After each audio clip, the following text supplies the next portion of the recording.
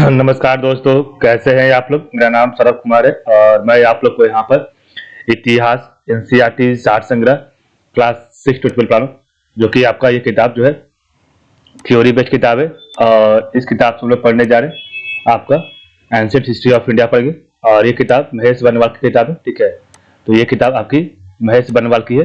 और अभी हम लोग इसमें प्राचीन भारत का इतिहास पढ़ेंगे, ठीक है। तो चलिए स्टार्ट करते हैं। आज का हमारा चैप्टर पढ़ेंगे चैप्टर नंबर 14 पढ़ेंगे, ठीक है। तो आज हम आपका प्राचीन भारत का चैप्टर नंबर 14 पढ़ेंगे, जो कि आपका है गुप्त साम्राज्य के बारे में, ठीक है। तो आज हम आपका चैप्टर नंबर 14 गुप्त साम्राज्य के बारे में पढ़ने जा रहे हैं, ठीक है। और 14, ठीक है। तो आपका ये चैप्टर नंबर 14 और इसका पार्ट नंबर ए पहला पार्ट आएगा और पहला वीडियो नंबर 1। तो चैप्टर नंबर 14 का पहला वीडियो, ठीक है। तो देखिए आपके सामने अध्याय 14 चैप्टर नंबर 14 गुप्त साम्राज्य के बारे में आ गया है, ठीक है। तो पढ़ते हैं।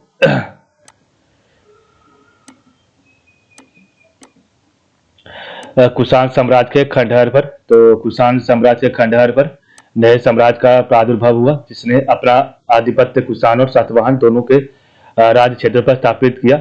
यह गुप्त साम्राज्य था, ठीक है। तो कुषाण साम्राज्य के खंडहर पर नए साम्राज्य का प्रादुर्भाव हुआ, जिसने अपना आधिपत्य कुषाण और सातवाहन दोनों के राज्य क्षेत्रों पर स्थापित किया। यह आपका गुप्त साम्राज्य था, ठीक है।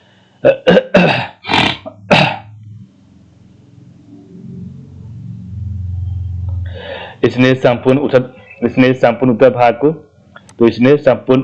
को 320 ईस्वी से लेकर 455 ईस्वी तक एक सदी से ऊपर राजनीतिक एकता के सूत्र में बांधे रखा, ठीक है।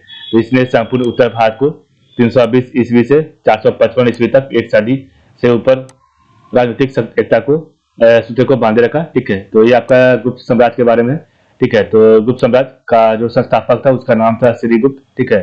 तो गुप्त साम्राज्य का जो संस्थापक था उसका नाम था श्रीगुप्त। और उसके बाद आपका जो आया शासक, उसका नाम था घटोत्कच गुप्त, ठीक है। तो घटोत्कच गुप्त, ठीक है। और आपके श्रीगुप्त और घटोत्कच गुप्त जो है दोनों पूर्ण स्वतंत्र शासक नहीं थे, तो ठीक है। आपके श्रीगुप्त और घटोत्कच गुप्त जो है दोनों पूर्ण स्वतंत्र शासक नहीं थे, ठीक है। और इसके बाद आपके जो शासक बना उसका नाम था चंद्रगुप्त प्रथम, ठीक है। तो उसके बाद आपका जो घटोत्कच गुप्त के बाद जो आपका शासक आया गुप्त साम्राज्य में उसका नाम था चंद्रगुप्त प्रथम। और ये गुप्त वंश का वास्तविक संस्थापक था। और इसी ने गुप्त संवत 319 ईस्वी से जो है प्रारंभ हुई, ठीक है।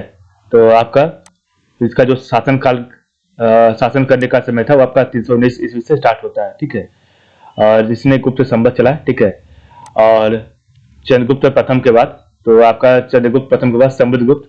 तो चंद्रगुप्त प्रथम के बाद आपका समुद्रगुप्त शासक बना। और इसका भाई था आपका रामगुप्त, ठीक है। इसका भाई एक था रामगुप्त, ठीक है। और समुद्रगुप्त ने जो है पराक्रमांक और श्री विक्रम की उपाधि धारण की थी। तो समुद्रगुप्त ने पराक्रमांक और श्री विक्रम की उपाधि धारण की थी। और इसका उपनाम था भारत का नेपोलियन, ठीक है। इसका उपनाम था भारत का नेपोलियन, ठीक है। नेक्स्ट आपका द्वितीय, ठीक है।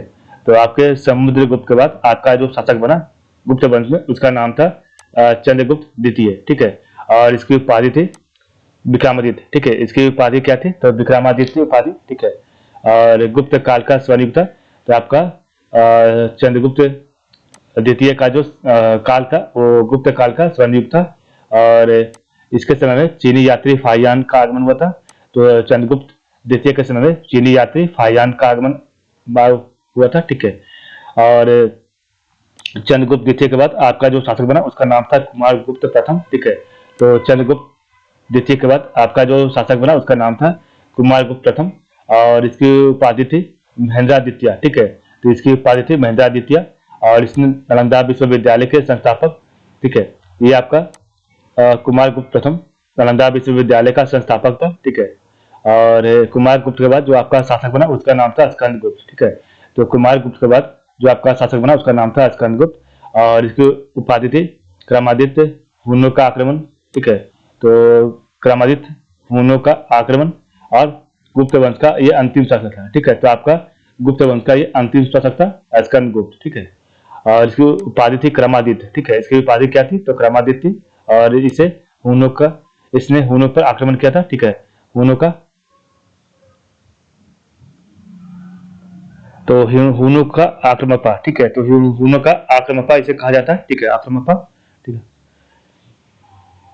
तो हमने देखा गुप्त साम्राज्य के बारे में। तो सबसे पहले श्रीगुप्त, उसके बाद आपका घटोत्कच गुप्त, उसके बाद आपका चंद्रगुप्त प्रथम, उसके बाद आपका समुद्रगुप्त और समुद्रगुप्त के साथ में एक भाई का नाम था रामगुप्त, ठीक है। और समुद्रगुप्त के बाद चंद्रगुप्त द्वितीय, उसके बाद आपका कुमारगुप्त प्रथम, उसके बाद स्कंदगुप्त, ठीक है। तो अब हम पढ़ते हैं श्रीगुप्त के बारे में, ठीक है। तो श्रीगुप्त का जो शासनकाल था वो आपका 240 से लेके 280 ईसा पूर्व था, सॉरी ईस्वी था। तो श्रीगुप्त का जो शासनकाल था वो आपका 240 एडी से लेके 280 ईस्वी था, ठीक है। प्रभावती गुप्ता के पूना स्थित तो प्रभावती गुप्ता के पूना स्थित ताम्रपत्र अभिलेख में श्रीगुप्त का उल्लेख गुप्त वंश के आदि राज के रूप में किया गया, ठीक है। तो आदि राज के रूप में किया गया श्रीगुप्त का उल्लेख। और लेखों में इसका गोत्र धारण बताया गया। तो लेखों में इसका जो गोत्र है उसका नाम जो है धारण धारण बताया गया, ठीक है। और इसका शासन 280 ईस्वी तक रहा, ठीक है। तो इसका शासन जो है 280 ईस्वी तक रहा, ठीक है।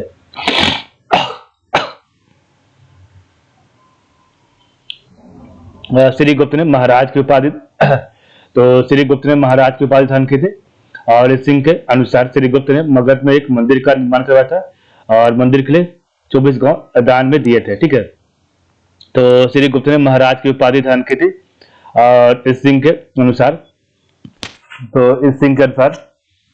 श्रीगुप्त ने मगध में एक मंदिर का निर्माण करवाया था और मंदिर के लिए 24 गांव दान में दिए थे, ठीक है। नेक्स्ट आपका घटोत्कच गुप्त। तो नेक्स्ट आपका घटोत्कच गुप्त और इसका शासनकाल 280 से लेकर 319 ईस्वी तक रहा, ठीक है। और लगभग 280 ईस्वी में श्रीगुप्त ने घटोत्कच गुप्त को अपना उत्तराधिकार बनाया। घटोत्कच ने महाराज की उपाधि धारण की थी, ठीक है। तो घटोत्कच ने महाराज की उपाधि धारण की थी, ठीक है। तो लगभग 280 ईस्वी में श्रीगुप्त ने घटोत्कच को अपना उत्तराधिकार बनाया और घटोत्कच ने महाराज की उपाधि धारण की थी, ठीक है।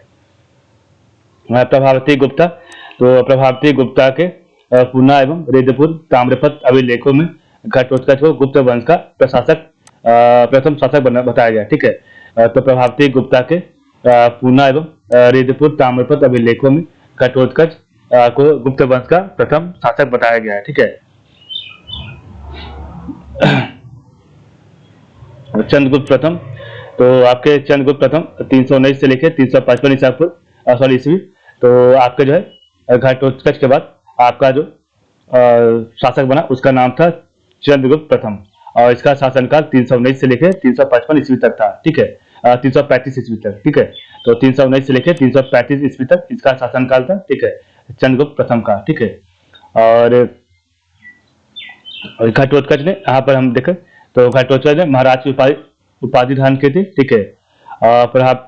प्रभावती गुप्ता के पूना एवं रेदपुर ताम्रपत्र लेखों में जो है घटोत्कच को गुप्त वंश का प्रथम शासक बताया गया है, ठीक है। नेक्स्ट हम पढ़ेंगे आपका चंद्रगुप्त प्रथम के बारे में। तो चंद्रगुप्त प्रथम गुप्त वंश का पहला प्रसिद्ध शासक हुआ, ठीक है।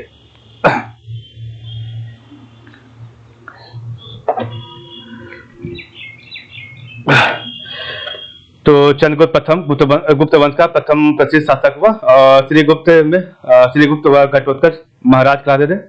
तो आपके श्रीगुप्त व घटोत्कच महाराज कहलाते थे और वही चंद्रगुप्त प्रथम ने महाराजा धीराज की उपाधि धारण की थी। तो वही आपके चंद्रगुप्त प्रथम ने महाराजा धीराज की उपाधि धारण की थी, ठीक है। चंद्रगुप्त प्रथम ने लिच्छवी राजकुमारी कुमार देवी से विवाह किया था। तो आपके चंद्रगुप्त प्रथम ने लिच्छवी राजकुमारी कुमार देवी से विवाह किया था, ठीक है।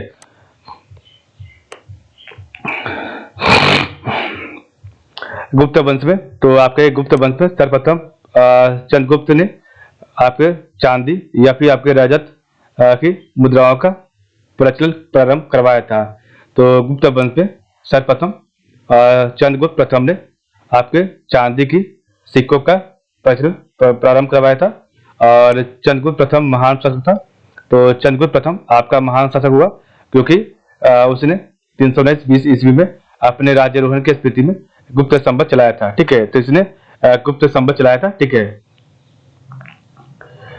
गुप्त शासकों की प्रमुख उपाधियां, जो आपके गुप्त शासक है उसकी जो प्रमुख उपाधियां क्या है, तो पढ़ते देखिए आपका शासक का नाम है, इधर आपका उपाधियां है। ठीक है, तो श्री गुप्त की जो उपाधि है उसका नाम है, श्री गुप्त की जो उपाधि है वो आपका आदिराज है, महाराज है। ठीक है, तो श्री गुप्त की उपाधि आपके आदिराज महाराज है। ठीक है, और उसके बाद आपका जो घटोत्कच, तो घटोत्कच की उपाधि महाराज है, तो घटोत्कच की उपाधि महाराज। और चंद्रगुप्त प्रथम, तो आपके चंद्रगुप्त प्रथम का जो उपाधि है आपका महाराजा धीराज है। ठीक है, तो आपके चंद्रगुप्त प्रथम का जो उपाधि है वो आपका महाराजा धीराज है। ठीक है, और समुद्रगुप्त का उपाधि पराक्रमांक है और श्री विजय है। ठीक है, श्री विक्रम है। ठीक है, तो आपके समुद्रगुप्त का जो उपाधि है वो आपका पराक्रमांक है और श्री विक्रम है। ठीक है,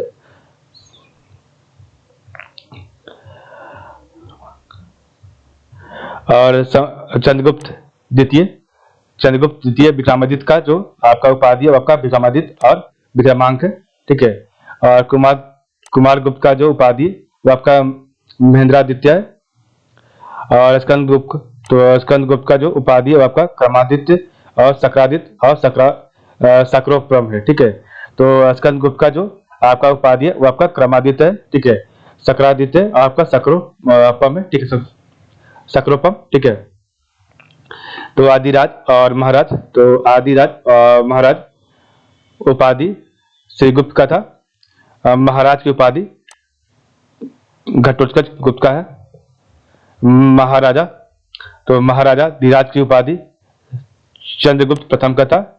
और पराक्रमांक, तो आपके पराक्रमांक और श्री विक्रम, तो यहाँ पर आपका श्री विक्रम लिखा हुआ। ठीक है, ये आपका यहाँ पर कटा हुआ, तो पराक्रमांक और श्री विक्रम जो है उपाधि समुद्रगुप्त की थी। ठीक है, विक्रमादित्य और विक्रमांक, तो विक्रमादित्य और विक्रमांक उपाधि जो है चंद्रगुप्त द्वितीय विक्रमादित्य की। और महेंद्रादित्य, तो महेंद्रादित्य की उपाधि कुमारगुप्त का था। ठीक है, और सक्रादित्य, तो सक्रादित्य और सक्रोप्रेम का उपाधि जो है स्कंदगुप्त का था। ठीक है, नेक्स्ट आपका गुप्त साम्राज्य, तो आपका देखिए गुप्त साम्राज्य कहाँ तक फैला हुआ था, आपको मैप के जरिए मैं बताता हूँ। ठीक है, तो ये आपका जो लाइन पूरा है ये आपका ये गुप्त साम्राज्य का ये बॉर्डर था। ठीक है, इधर तक, और इधर आपका जो है ये। ठीक है, तो इस एरिया में आपका गुप्त साम्राज्य ये पूरा फैला हुआ था। ठीक है, और इसका साम्राज्य जो नीचे तक भी था। ठीक है, ये पूरा एरिया भी आपका मगध से लेकर इधर भी आपका गुप्त साम्राज्य तक फैला हुआ था। ठीक है, ये तो ये देखिए यहाँ पर आपका इधर आपका सासानियन साम्राज्य था। तो गुप्त साम्राज्य के पास में समकालीन आपका जो है सासानियन साम्राज्य था। इधर में आपका उत्तर पश्चिम में अफगानिस्तान साइड में, पाकिस्तान साइड में अफगानिस्तान, ठीक है, ईरान साइड में ये आपका लाहौर था। ठीक है, यहाँ पर आपका लाहौर था, यहाँ पर जालंधर था, ये आपका मद्र था, यहाँ पर करतारपुर यहाँ पर था, सतलज, योधय, अर्जुन नायान। ठीक है, ये आपका यहाँ पर जगह था, ये आपका गंगा यमुना। ठीक है, दोआब, ये आपका इंद्रप्रस्थ जगह यहाँ पर था, इंद्रप्रस्थ। यहाँ पर नीचे मथुरा, अहिछत्र, बिलचड़, श्रावस्ती। ठीक है, ये आपका श्रावस्ती, बिलचड़, कन्नौज। ठीक है, कपिल वस्तु, यहाँ आपका अयोध्या था, यहाँ पर आपका कुशीनगर, ये आपका वैशाली, आपका काशी बनारस, पाटलिपुत्र पटना, लिच्छवी वैशाली। ठीक है, यहाँ पर ये आपका हिमालय क्षेत्र था, और ये आपका ब्रह्मपुत्र नदी। ठीक है, यहाँ आपका दवाब था, यहाँ पर आपका नालंदा, राजगीर, बोधगया। ठीक है, यहाँ पर आपका पुंड्रवर्धन था, तो यहाँ पर आपका पुंड्रवर्धन, और यहाँ पर आपका समतट। ठीक है, ताम्रलिप्ति, बंगाल, यहाँ पर पखीराजक। ठीक है, और उच्चकल। ठीक है, यहाँ पर आपका कौसंबी था, देवगढ़ था, नचना था। ठीक है, एरन, यहाँ पर वेरन, विदिशा। ठीक है, पद्मावती, उदयगिरी और सांची, विदिशा। ठीक है, यहाँ आपका मालवा का क्षेत्र, ये आपका मालवा का क्षेत्र था। ठीक है, तो ये आपका मालवा का क्षेत्र, और उसके जस्ट नीचे आपका शक साम्राज्य था। ठीक है, ये आपका दसपुर था, उसके नीचे उज्जैनी, ये आपका नर्मदा नदी। ठीक है, ये आपका नर्मदा नदी था। ठीक है, ये आपका भारूकच यहाँ पर, तो यहाँ पर भारूकच था। ठीक है, यहाँ पर आपका बल्लभी था, ये आपका बल्लभी, ठीक है। और इसके नीचे आए तो नीचे आपका ताप्ती नदी, ठीक है, ये आपका ताप्ती नदी। और इसके ऊपर में आपका यहाँ पर नंदी वर्धन था, ठीक है, जगह। और यहाँ पर वाकाटक वंशों का राज था अजंता के पास, ठीक है। और उसके नीचे प्रतिष्ठान था, यहाँ पर गोदावरी नदी, ठीक है। यहाँ पर वस्तु गुमला था, तो ये आपका वस्तु गुमला। ये आपका महानदी, ठीक है, तो ये आपका महानदी था। यहाँ कलिंग नगर, ठीक है, तो कलिंग और कलिंग नगर। और वेंगीपुर, ठीक है। पल्लव, यहाँ पर पल्लव था। यहाँ पर आपका कांचीपुरम था, चोल था, ठीक है, चोल। काबीपट्टनम, तो चोल काबीपट्टनम, कावेरी, ठीक है। गंग वंश, तो यहाँ पर गंग वंश था, मैसूर का गंग वंश, ठीक है। यहाँ पर आपका कदम वंश है, यहाँ पर आपका कदम वंश। यहाँ पर कृष्ण नदी, ठीक है। और यहाँ पर कावेरी नदी। और यहाँ पर आपका कावेरी पट्टनम, यहाँ ऊपर कांचीपुरम, ठीक है। यहाँ पर मदुरई यहाँ पर था। पांड्य राज यहाँ पर था। आपका यहाँ पर चेर राज्य था। और यहाँ पर वंशी था, ठीक है, वंशी वंश, ठीक है। और यहाँ पर आपका अनुराधपुर। और यहाँ पर आपका ताम्रपर्णी श्रीलंका है, ठीक है, तो ताम्रपर्णी श्रीलंका अनुराधपुर यहाँ पर था, ठीक है। और यहाँ पर आपका सोपारा सुप्रक था, तो सोपारा और सुरपक था यहाँ पर, ठीक है। तो ये आपके जगह थे उस समय, आपके गुप्त साम्राज्य के समय में, ठीक है। आगे पढ़ते हैं। तो समुद्रगुप्त, तो समुद्रगुप्त का शासनकाल 335 से लेके 380 ईस्वी तक था। तो आपके समुद्रगुप्त का शासनकाल 335 से लेके 380 ईस्वी तक था। और चंद्रगुप्त प्रथम के पुत्र, तो आपके चंद्रगुप्त प्रथम के पुत्र और उत्तराधिकारी समुद्रगुप्त 335 से लेकर 380 ईस्वी ने गुप्त राज का अत्यधिक विस्तार किया, ठीक है। और उसके दरबारी कवि हरिसेन ने अपने आश्रयदाता के पराक्रम का उदात्त वर्णन किया है, ठीक है। तो आपके चंद्रगुप्त प्रथम के पुत्र और उत्तराधिकारी समुद्रगुप्त ने गुप्त राज का अत्यधिक विस्तार किया था। और उसके दरबारी कवि हरिसेन ने अपने आश्रयदाता के पराक्रम का उदात्त वर्णन किया है, ठीक है। नेक्स्ट आपका समुद्रगुप्त द्वारा विजित क्षेत्र को 5 समूहों में बांटा जा सकता है। तो आपके समुद्रगुप्त द्वारा विजित क्षेत्र को 5 समूह में बांटा जा सकता है। तो आपका प्रथम समूह है गंगा यमुना दोआब के वे शासक जिन्हें हराकर उनके राज गुप्त साम्राज्य में मिला लिया जाए, ठीक है। तो आपके प्रथम समूह में आएगा गंगा यमुना दोआब के वे शासक जिन्हें हराकर उनके राज्य गुप्त साम्राज्य में मिला लिए गए। आपका सेकंड आएगा द्वितीय समूह। तो द्वितीय समूह में आपका पूर्वी हिमालय, ठीक है। और पूर्वी हिमालय के राज्यों और कुछ सीमावर्ती राज्यों के शासक हैं, जैसे नेपाल, असम, बंगाल आदि के शासक, ठीक है। तो आपका द्वितीय समूह में पूर्वी हिमालय के राज्यों और कुछ सीमावर्ती राज्यों के शासक हैं, जैसे नेपाल, असम और हिमालय आदि के शासक। आपका तृतीय समूह, तो आपका जो तीसरा समूह है उसमें आठवीं राज, ठीक है। तो उसमें आठवीं राज जंगली क्षेत्रों में स्थित राज्य थे,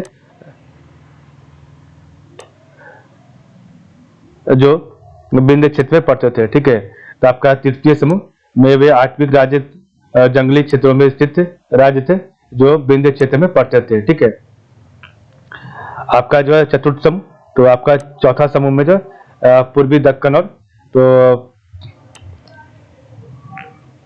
चौथा समूह में पूर्वी दक्कन और दक्षिण भारत के 12 शासक हैं, जिन्हें हराकर छोड़ दिया था समुद्रगुप्त ने, ठीक है। तो आपके चतुर्थ समूह में पूर्वी दक्कन और दक्षिण भारत के 12 शासक हैं, जिन्हें हराकर छोड़ दिया गया था, ठीक है। और समुद्रगुप्त, तो आपके समुद्रगुप्त तमिलनाडु में कांची तक पहुंचा, जहां इसने पल्लवों से अपनी प्रभुत्ता स्वीकार कराई, ठीक है। तो आपके समुद्रगुप्त तमिलनाडु में कांची तक पहुंचा, जहां इसने पल्लवों से अपनी प्रभुसत्ता स्वीकार करवाई थी, ठीक है।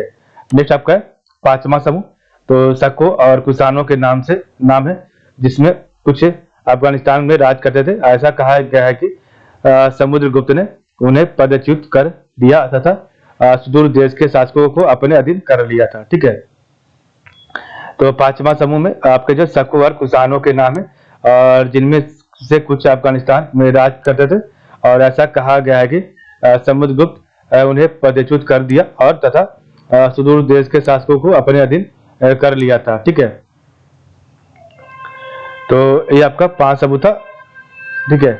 नेक्स्ट आपका है एक चीनी स्रोत के अनुसार श्रीलंका के राजा मेघवर्मन ने गया में बुद्ध का मंदिर बनवाने की अनुमति प्राप्त के लिए समुद्रगुप्त के पास दूत भेजा था। ठीक है, तो एक चीनी स्रोत के अनुसार श्रीलंका के राजा मेघवर्मन ने गया में बुद्ध का मंदिर बनवाने की अनुमति प्राप्त करने के लिए समुद्रगुप्त के पास दूत भेजा था। ठीक है, इलाहाबाद के प्रशस्ति, तो इलाहाबाद के प्रशस्ति प्रशंसात्मक अभिलेख से प्रतीत होता है कि समुद्रगुप्त को कभी पराजय का सामना नहीं करना पड़ा और उसे अपनी बहादुरी एवं युद्ध कौशल के कारण भारत का नेपोलियन कहा जाता है।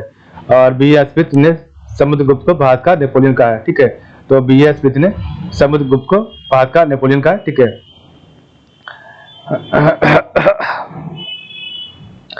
तो इलाहाबाद की प्रशस्ति प्रशंसात्मक अभिलेख से प्रतीत होता है कि समुद्रगुप्त को कभी पराजय का सामना नहीं करना पड़ा और उसे अपनी बहादुरी एवं युद्ध कौशल के कारण भारत का नेपोलियन कहा गया था। ठीक है, नेक्स्ट आपका समुद्रगुप्त, तो समुद्रगुप्त अपने को लिच्छवी दौहित्र कहकर गर्व का अनुभव करता था। तो आपके समुद्रगुप्त अपने को लिच्छवी दौहित्र कहकर जो है गर्व का अनुभव करता था। ठीक है, नेक्स्ट आपका है चंद्रगुप्त द्वितीय, तो चंद्रगुप्त द्वितीय जिसका शासनकाल 380 से लेकर 412 ईस्वी तक था। ठीक है, तो आपके चंद्रगुप्त द्वितीय विक्रमादित्य, इसका शासनकाल 380 से लेकर 412 ईस्वी तक था। ठीक है, तो चंद्रगुप्त द्वितीय के शासनकाल में गुप्त साम्राज्य अपने चरमोत्कर्ष पे पहुंच गया। तो चंद्रगुप्त द्वितीय के शासनकाल में गुप्त साम्राज्य अपने चरमोत्कर्ष पर पहुंच गया और चंद्रगुप्त द्वितीय ने अपनी कन्या प्रभावती का विवाह वाकाटक शासक रुद्रसेन द्वितीय से कराया, जो ब्राह्मण जाति का था तथा मध्य भारत में शासन करता था। ठीक है, तो चंद्रगुप्त द्वितीय ने अपने कन्या प्रभावती का विवाह वाकाटक के शासक रुद्रसेन द्वितीय से कराया। ठीक है, जो ब्राह्मण जाति का था तथा मध्य भारत में शासन करता था। ठीक है,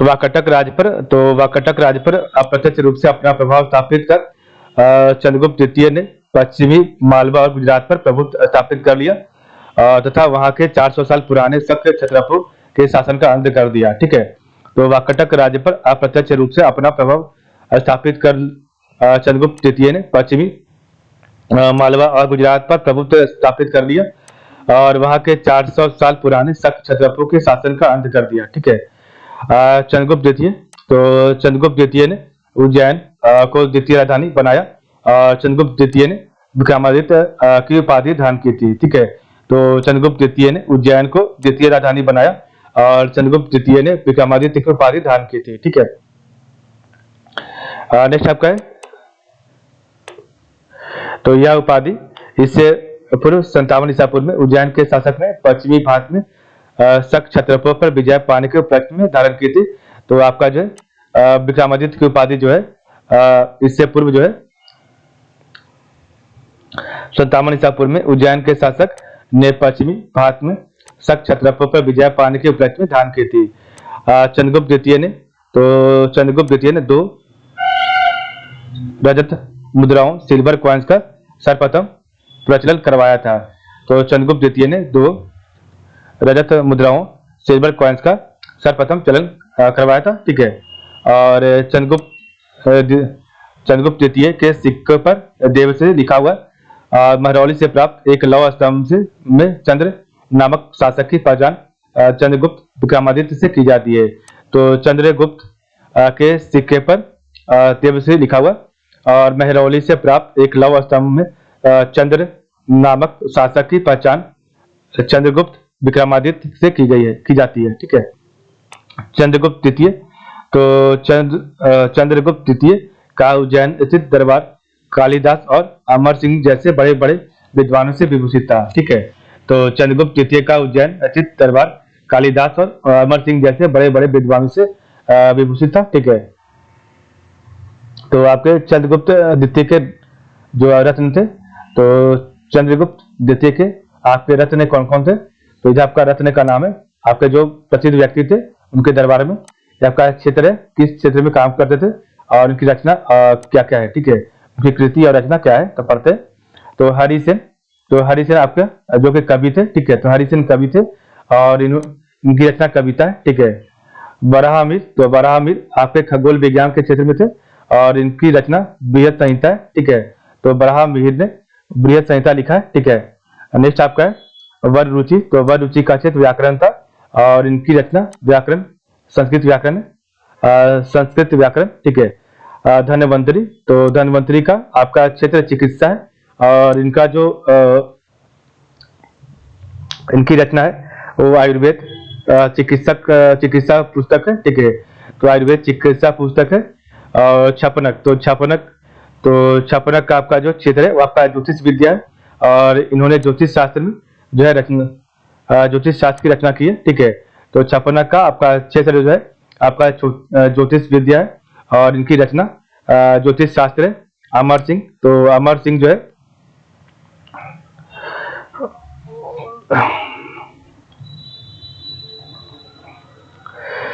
तो अमर सिंह का जो क्षेत्र है वो आपका शब्दकोश रचना है और इनकी जो कृति है वो आपका अमरकोश शब्दावली है, ठीक है। कालिदास, तो कालिदास का क्षेत्र है नाटक व काव्य लिखना है और इनकी रचना अभिज्ञान शकुंतलम और मेघदूत है और भी कहीं बहुत ज्यादा है, ठीक है। शंकु, तो शंकु का क्षेत्र वास्तुकला है और इनका जो रचना है कृति वो शिल्प शास्त्र है, ठीक है। इनकी कृति शिल्प शास्त्र किताब है, ठीक है। बेताल भट्ट, तो बेताल भट्ट जादू के क्षेत्र में काम करते हैं और इनकी जो रचना है वो आपका मंत्र शास्त्र है, ठीक है। इन्होंने मंत्र शास्त्र लिखा है, ठीक है, मंत्र शास्त्र, ठीक है। तो हरिसेन ने कविता लिखी है। वराहमिहिर ने बृहद संहिता, ठीक है। वर रुचि, तो वर रुचि संस्कृत व्याकरण। धन्वंतरी, तो आयुर्वेद चिकित्सा का पुस्तक। छापनक, तो ज्योतिष शास्त्र। अमर सिंह अमरकोश शब्दावली। कालिदास, तो मेघदूत और विज्ञान शकुंतलम। शंकु, तो शिल्प शास्त्र और बेताल भट्ट तो आपका जो मंत्र शास्त्र, ठीक है। तो ये आपकी चंद्रगुप्त द्वितीय के रत्न थे, ठीक है। नेक्स्ट आपका आगे है तो चंद्रगुप्त के समय में चीनी यात्री फाहियान 399 से 414 ईस्वी भारत आया। तो चंद्रगुप्त के समय में चीनी यात्री फाहियान 399 से 414 ईस्वी में भारत आया, ठीक है। और चंद्रगुप्त द्वितीय विक्रमादित्य के बाद उसका पुत्र कुमारगुप्त प्रथम गुप्त साम्राज्य का जो है शासक बना, ठीक है। तो चंद्रगुप्त द्वितीय विक्रमादित्य के बाद उसका पुत्र कुमारगुप्त प्रथम गुप्त साम्राज्य का शासक बना, ठीक है। और अब हम पढ़ेंगे कुमारगुप्त के बारे में। तो कुमारगुप्त प्रथम और इसे जो है महेंद्रादित्य, तो इसे महेंद्रादित्य भी कहते हैं और इसका शासनकाल 415 से लेकर 455 ईस्वी तक चला, ठीक है। तो कुमारगुप्त ने 415 से लेकर 455 ईस्वी तक शासन किया, ठीक है। और इसकी उपाधि थी महेंद्रादित्य, ठीक है। और इसकी मुद्राओं पर, तो कुमारगुप्त की मुद्राओं पर सिक्कों पर श्री महेंद्रादित्य आदि उपाधियां अंकित थी और उसके स्वर्ण सिक्कों पर उसे गुप्त कुलामल चंद्र एवं गुप्त कुल व्योमशिष कहा गया है, ठीक है। तो कुमारगुप्त प्रथम पर कुमारगुप्त प्रथम की मुद्राओं पर श्री महेंद्रादित्य आदि उपाधियां अंकित थी और उसके स्वर्ण सिक्कों पर उसे गुप्त कुलामल चंद्र एवं गुप्त कुल व्योमशिष कहा जाता है, ठीक है। सकारादित्य को कुमारगुप्त की उपाधि, तो सकारादित्य को कुमारगुप्त की उपाधि महेंद्रादित्य के समानार्थी माना गया है। और कुमारगुप्त ने अश्वमेध यज्ञ किया और अश्वमेध एक प्रकार की मुद्रा चलाई, ठीक है। तो शकरादित्य को कुमारगुप्त की उपाधि महेंद्रादित्य के समानार्थी माना गया, ठीक है। और कुमारगुप्त ने अश्वमेध यज्ञ किया, ठीक है। और अश्वमेध प्रकार की मुद्रा चलाई थी आपके कुमारगुप्त ने, ठीक है। तो अश्वमेध प्रकार की सिक्का चलाया था किसने? तो आपका कुमारगुप्त प्रथम ने, ठीक है।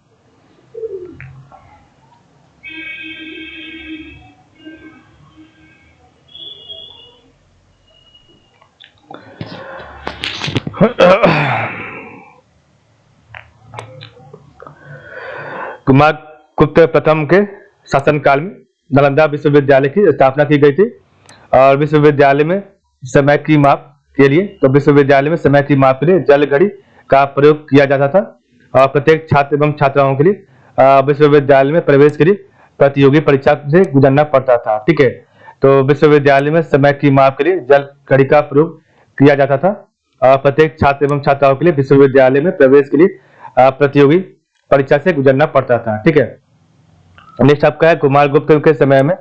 तो कुमार गुप्त के समय में सर्वाधिक गुप्तकालीन अभिलेख प्राप्त हुए जिनकी संख्या लगभग 18 है और इसके समय में गुप्तकालीन स्वर्ण मुद्राओं का सबसे बड़ा ढेर बयाना मुद्रा भंडार राजस्थान के भरतपुर जिले में से प्राप्त हुआ है और जिसमें 623 मुद्राएं मिली है। ठीक है, तो कुमार गुप्त के समय में सर्वाधिक जो है गुप्तकालीन अभिलेख प्राप्त हुए और जिनकी संख्या लगभग 18 है और इसके समय में गुप्तकालीन स्वर्ण मुद्राओं का सबसे बड़ा ढेर बयाना मुद्रा भंडार राजस्थान के भरतपुर जिले में से प्राप्त हुआ और जिसमें 623 मुद्राएं मिली है। ठीक है,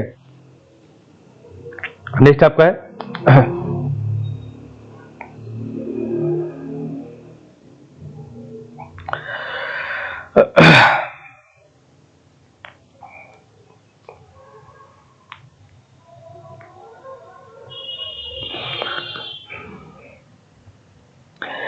और इनमें मयूर शैली की मुद्राएं सर्वाधिक महत्वपूर्ण है और इस शैली में चांदी की कुछ मुद्राएं सबसे पहले मध्य प्रदेश से प्राप्त हुई है। तो आपका जो मुद्राएं मिली उसमें से मयूर शैली की मुद्राएं सर्वाधिक महत्वपूर्ण है और इस शैली में चांदी की कुछ मुद्राएं सबसे पहले मध्य प्रदेश से प्राप्त हुई है। कुमार गुप्त प्रथम के अंतिम दिनों में पुष्यमित्र नामक जातियों ने आक्रमण किया और इसका उल्लेख स्कंद गुप्त के वित्तीय अभिलेख में मिलता है और कुमार गुप्त ने इन्हें पराजित करने के लिए अपने योग्य पुत्र स्कंद गुप्त को भेजा।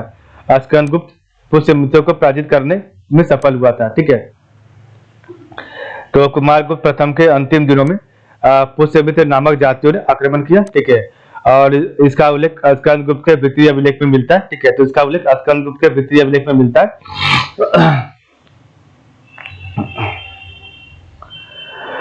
कुमार गुप्त ने इन्हें पराजित करने के लिए अपने योग्य पुत्र स्कंद गुप्त को भेजा और स्कंद गुप्त पुष्यमित्र को पराजित करने में सफल भी हुआ था। ठीक है, नेक्स्ट हम पढ़ेंगे स्कंद गुप्त के बारे में। तो स्कंद गुप्त और जिसे शकरादित्य कहा जाता है। ठीक है, और इसका शासनकाल 455 से लेकर 467 ईस्वी तक था। ठीक है, तो स्कंद गुप्त शकरादित्य 455 से लेकर 467 ईस्वी तक स्कंद गुप्त गुप्त वंश का अंतिम प्रतापी शासक था।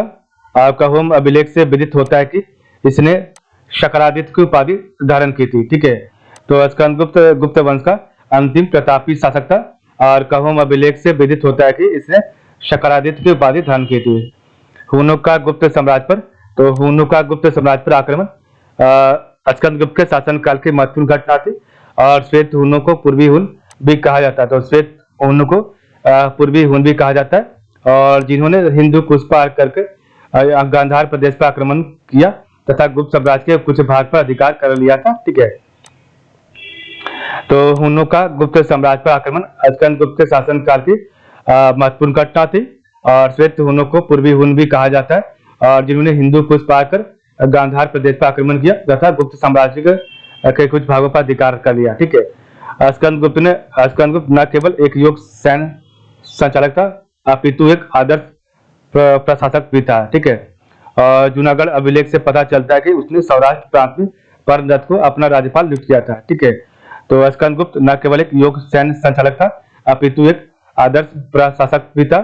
जूनागढ़ अभिलेख से पता चलता है कि उसने सौराष्ट्र प्रांत में परमदत्त को अपना राज्यपाल नियुक्त किया था। ठीक है,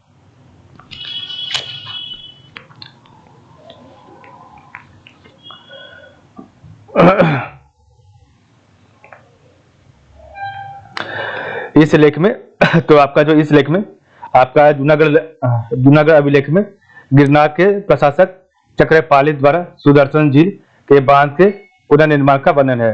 तो आपके जो है जूनागढ़ अभिलेख में गिरनार के प्रशासक चक्रपाली द्वारा सुदर्शन झील के बांध के पुनर्निर्माण का वर्णन है। ठीक है, हिंदसांग ने नालंदा संग्राम को बनवाने वाले शासकों में शकरादित्य के नाम का उल्लेख किया जिससे स्कंद गुप्त द्वारा नालंदा संग्राम का सहायता देने का प्रमाण मिलता है। ठीक है, तो हिंदसांग ने नालंदा संग्राम को बनवाने वाले शासकों में शक्रादित्य के नाम का उल्लेख किया, और जिससे स्कंदगुप्त द्वारा नालंदा संग्राम को सहायता देने का प्रमाण मिलता है। ठीक है, नेक्स्ट आपका स्कंदगुप्त ने चीन के साथ, तो स्कंदगुप्त ने चीन के साथ मित्रतापूर्ण संपर्क बनाए रखा तथा 466 ईस्वी में एक राजदूत को चीन के सांग सम्राट के दरबार में भेजा था। ठीक है, तो स्कंदगुप्त ने चीन के साथ मित्रतापूर्ण संपर्क बनाए रखा तथा 466 ईस्वी में जो एक राजदूत को चीन के सांग सम्राट के दरबार में भेजा था। ठीक है, अब हम आगे पढ़ते, तो आगे आपका है स्कंदगुप्त के उत्तराधिकारी। ठीक है, तो स्कंदगुप्त के उत्तराधिकारी कौन कौन थे उसके बारे में पढ़ेंगे। ठीक है, तो देखते हैं आगे, एक मिनट।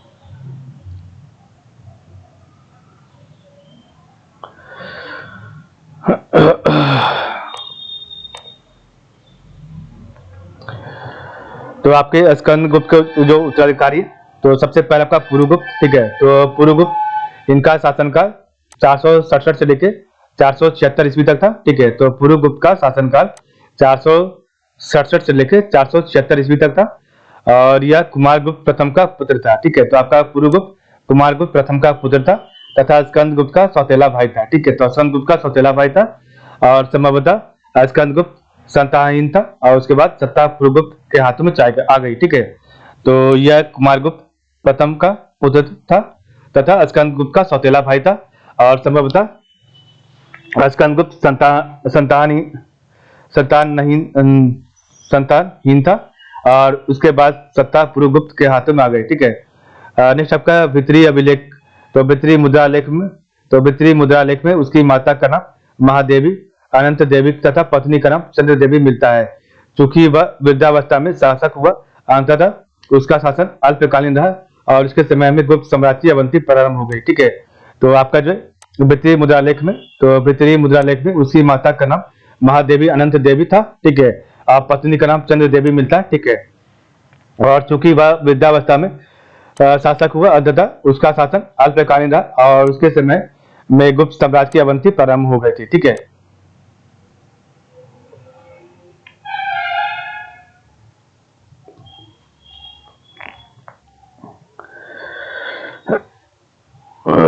नेक्स्ट आपका है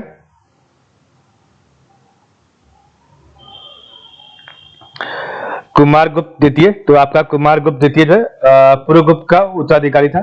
ठीक है, तो कुमारगुप्त द्वितीय पुरुगुप्त का उत्तराधिकारी कुमारगुप्त द्वितीय हुआ, और सारनाथ से गुप्त संवत, तो आपके सारनाथ से गुप्त संवत 154 अर्थात 473 ईस्वी का, तो 473 ईस्वी का उल्लेख मिलता है, जो बौद्ध प्रतिमा पर खुदा हुआ है। ठीक है, तो आपका जो है बौद्ध प्रतिमा पर खुदा हुआ है आपका। ठीक है, सारनाथ लेख में, तो आपके सारनाथ लेख में भूमि रचित कुमारगुप्त उत्कीर्ण मिलता है। तो सारनाथ लेख में भूमि रचित कुमारगुप्त द्वितीय का उल्लेख मिलता है। ठीक है, नेक्स्ट आपका है बुद्धगुप्त। ठीक है, तो कुमारगुप्त द्वितीय के बाद बुद्धगुप्त। ठीक है, तो कुमारगुप्त द्वितीय के बाद बुद्धगुप्त, तो गुप्त संवत, तो आपका गुप्त संवत 157, तो 477 ईस्वी का उसका सारनाथ से लेख मिला, और यह उसके शासनकाल की ज्ञात तिथि है। ठीक है, तो गुप्त संवत का उसका सारनाथ से लेख मिला है, और यह उसके शासनकाल की ज्ञात तिथि है। ठीक है, और दामोदर ताम्रपत्र में उसे परम भट्टारक महाराजा धीराज कहा गया है। तो दामोदर ताम्रपत्र में उसे परम भट्टारक महाराजा धीराज कहा गया, और बुद्धगुप्त ने 477 ईस्वी से 495 ईस्वी तक शासन किया। ठीक है, तो बुद्धगुप्त ने 477 ईस्वी से 495 ईस्वी तक शासन किया, और स्कंदगुप्त के उत्तराधिकारी में, तो स्कंदगुप्त के उत्तराधिकारियों में बुद्धगुप्त सबसे अधिक शक्तिशाली शासक था, जिसने एक विस्तृत प्रदेश पर शासन किया।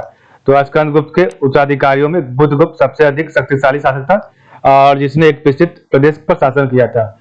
नेक्स्ट आपका स्वर्ण मुद्राओं पर, तो स्वर्ण मुद्राओं पर बुद्धगुप्त को श्री विक्रम उपाधि से संबोधित किया गया।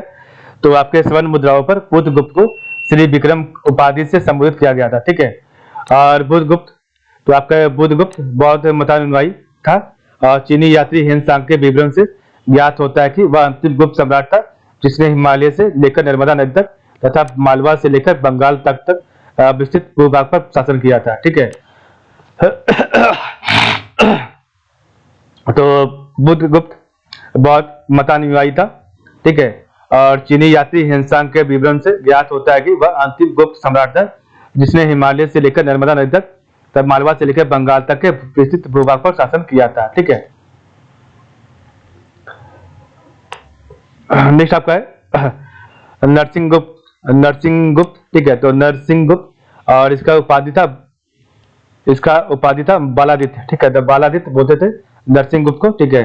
तो यह बुद्धगुप्त का छोटा भाई था जो उसकी मृत्यु के बाद शासक बना। ठीक है। तो यह बुद्धगुप्त का छोटा भाई था जो उसकी मृत्यु के बाद शासक बना। और भित्रीय मुद्रा लेख में नरसिंहगुप्त की वार्ता करना महादेवी चंद्र देवी मिलता है। ठीक है। तो भित्रीय मुद्रा लेख में नरसिंहगुप्त की माता का नाम महादेवी चंद्र देवी मिलता है। ठीक है।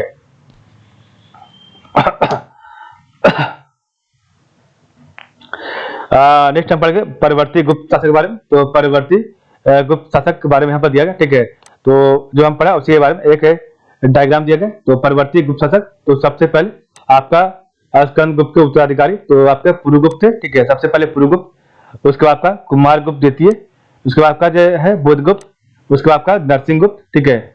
और उसके बाद आपका भानुगुप्त। ठीक है। उसके बाद आपका जो है वैनगुप्त और उसके बाद कुमारगुप्त द्वितीय और लास्ट पे आपका जो है विष्णुगुप्त। ठीक है। तो ये आपके परवर्ती गुप्त शासक थे। ठीक है। तो ये आपके जो है परवर्ती गुप्त शासक थे। ठीक है। सबसे पहले स्कंदगुप्त के उत्तराधिकारी। ठीक है। तो इन्हें जो है स्कंदगुप्त का उत्तराधिकारी भी कहा जाता है। तो आपके परवर्ती गुप्त शासक में सबसे पहले राजा बने पुरुगुप्त। ठीक है। और पुरुगुप्त के बाद कुमारगुप्त द्वितीय और कुमारगुप्त द्वितीय के बाद बुद्धगुप्त और बुद्धगुप्त के बाद आपका नरसिंहगुप्त और नरसिंहगुप्त के बाद आपका भानुगुप्त और भानुगुप्त के बाद वैनगुप्त और वैनगुप्त के बाद कुमारगुप्त द्वितीय। ठीक है। और कुमारगुप्त तृतीय के बाद आपका जो है विष्णुगुप्त। आखिरी शासक आपका विष्णुगुप्त था। ठीक है। उत्तर आपका जो है परवर्ती गुप्त शासक का आखिरी शासक विष्णुगुप्त था। ठीक है। तो हुन नरेश मिहिरकुल, तो हुन नरेश मिहिरकुल बड़ा क्रूर व अत्याचारी था। तो हुन नरेश मिहिरकुल बड़ा क्रूर व अत्याचारी था। हेनसांग के विवरण से पता चलता है कि हेनसांग के विवरण से पता चलता है कि उसने मगध के शासक बालादित्य पर आक्रमण किया। ठीक है। किंतु पराजित हुआ और बंदी बना लिया गया। ठीक है। बालादित्य ने अपनी माता के कहने पर उसे मुक्त कर दिया था मिहिरकुल को। ठीक है। तो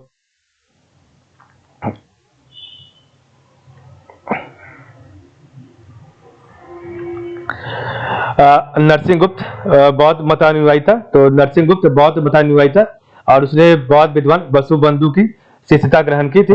और नालंदा मुद्रा लेख में नरसिंहगुप्त को परम भागवत कहा गया। ठीक है। तो आपके जो है नरसिंहगुप्त बौद्ध मतानुयायी था और उसने बौद्ध विद्वान वसुबंधु की शिष्यता ग्रहण की थी। ठीक है। और नालंदा मुद्रा लेख में नरसिंहगुप्त को परम भागवत कहा गया। ठीक है। तो इसे परम भागवत कहा गया नरसिंहगुप्त को। ठीक है।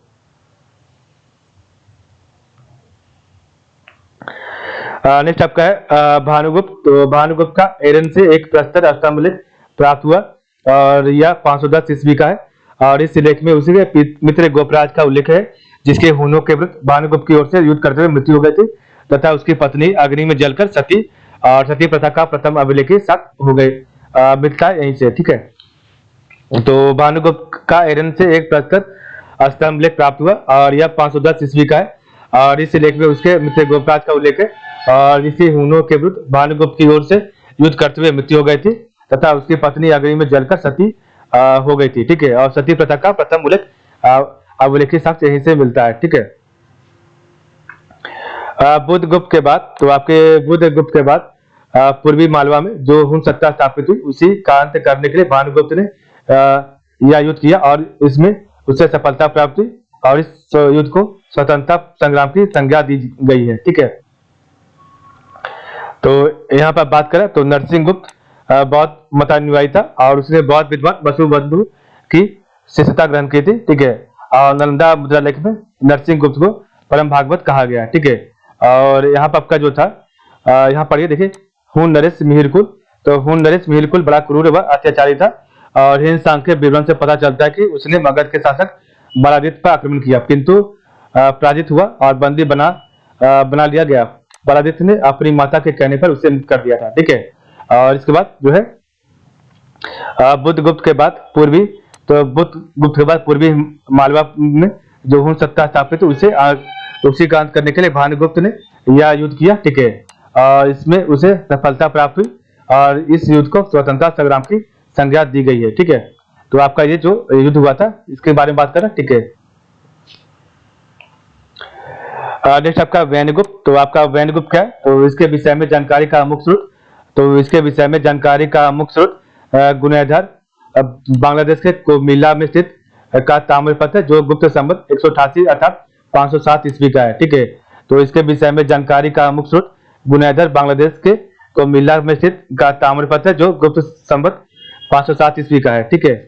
तो आपका जो है गुप्त संवत 188 प्लस 319 आपका 507 हो जाएगा, ठीक है। तो आपका जो गुप्त संवत है 188, ठीक है, होगा और इसमें आपका अगर 319 जोड़िएगा तो आपका 507 ईस्वी आ जाएगा, ठीक है। गुनैदर ताम्रपत्र। तो गुनैदर ताम्रपत्र में उसके दो प्रांतीय शासकों विजयसेन रुद्रदत्त के नाम मिलते हैं और इसमें बौद्ध विहार के लिए कुछ भूमिदान दिए जाने का वर्णन है, ठीक है। तो गुनैदर ताम्रपत्र में उसके दो प्रांतीय शासकों विजयसेन और रुद्रदत्त के नाम मिलते हैं तथा इसमें बौद्ध विहार के लिए कुछ भूमिदान दिए जाने का वर्णन मिलता है, ठीक है।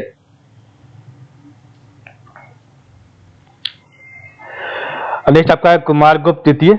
कुमारगुप्त तृतीय, ठीक है, आपका तीसरा नंबर कुमारगुप्त का, ठीक है। और नरसिंहगुप्त के बाद उसका पुत्र कुमारगुप्त तृतीय मगध का शासक बना और भित्री एवं नालंदा मुद्रा लेखों में उसकी माता का नाम महादेवी मित्र देवी मिलता है, ठीक है। तो नरसिंहगुप्त के बाद उसका पुत्र कुमारगुप्त तृतीय मगध का शासक बना और भित्री एवं नालंदा मुद्रा लेखों में उसकी माता का नाम महादेवी मित्र देवी मिलता है, ठीक है। दामोदरपुर के 5वें ताम्रपत्र में किसी शक्तिशाली गुप्त राजा का उल्लेख मिलता है और जिसकी उपाधियां परम दैवत परम भट्टारक महाराजा धीराज मिलती है, ठीक है। तो दामोदरपुर के 5वें ताम्रपत्र में किसी शक्तिशाली गुप्त राजा का उल्लेख मिलता है और जिसकी उपाधियां परम दैवत परम भट्टारक महाराजा धीराज मिलती है और उसके नाम का केवल प्रथम अक्षर को प्राप्त है। अतः इस शासक को कुमारगुप्त तृतीय की मानना चाहिए और इस लेखित तिथि गुप्त संवत 224 अर्थात 543 ईस्वी है, ठीक है।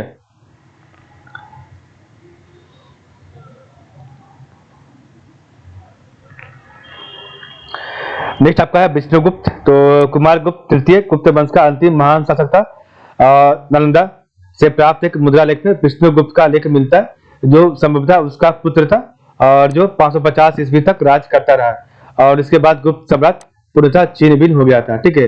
तो कुमारगुप्त तृतीय गुप्त वंश का अंतिम महान शासक था और नालंदा से प्राप्त एक मुद्रा लेख में विष्णुगुप्त का लेख मिलता है जो संभवतः उसका पुत्र था और जो 550 ईस्वी तक राज्य करता रहा और इसके बाद गुप्त साम्राज्य पूर्णतः छिन्न-भिन्न हो गया था, ठीक है।